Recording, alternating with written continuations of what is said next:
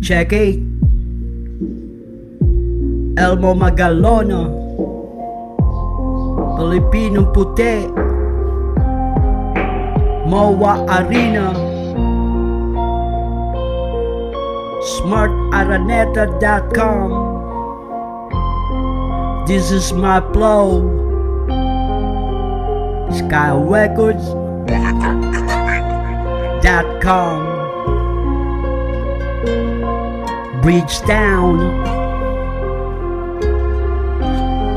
Let's go. Bakit ba sa dinami-dami ng mga pagkakasala kahit araw-araw munang pinagsisiyan sa isang sulok na apat na kanto ng mga haligi?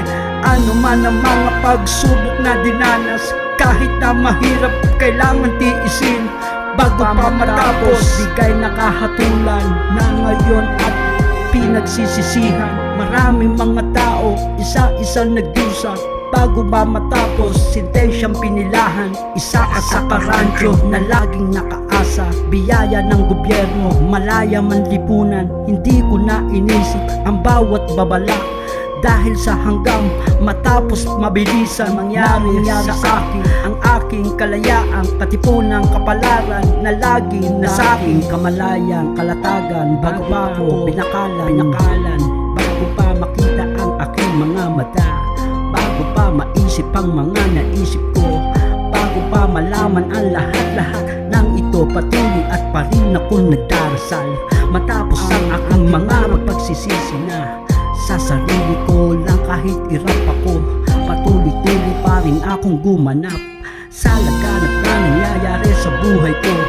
Kahit na ibang tao di dapat na mawala ng asa, sapagkat habang ang tao nabubuhay, meron magpag-asa. Ano man ang mga mangyari, umasa ka. Darating ang panahon at oras, minuto at segundo na lang ang hinihintay natin. Lalayari tayo sa malaya manlipunan. Ano man ang mga mangyari, kahit na ako, kahit ikaw at kahit na tayong dalawa, basta pagkakatandaan mo ang isa, kasama na ng Diyos nating amang lahat. Eto ka, ako at dahil sa mga latay na dapat natin pagsisihan pa. Ano man ang mga mangyari, sana ay limutin na ang mga masasaklap na mga dumaan na mga nangyari sa buhay natin, dahil iisa lang ang binigay at pinagkaloob sa ating buhay na walang hanggan.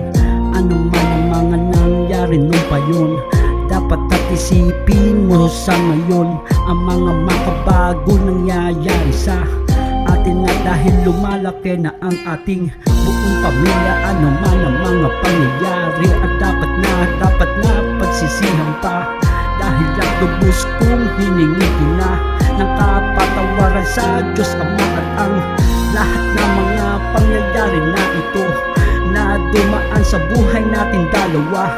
Dahil at hindi pa huli ang lahat, pagkakatandaan mo, may oras pa at minuto at segundo na lang ang inihintay natin para ihingi natin ng kapatawan, sapagkat hawak natin ng rosaryo at habangat mataimtim tayo nagdarasal at sa naatabang tayo ay papalapit na ng papalapit.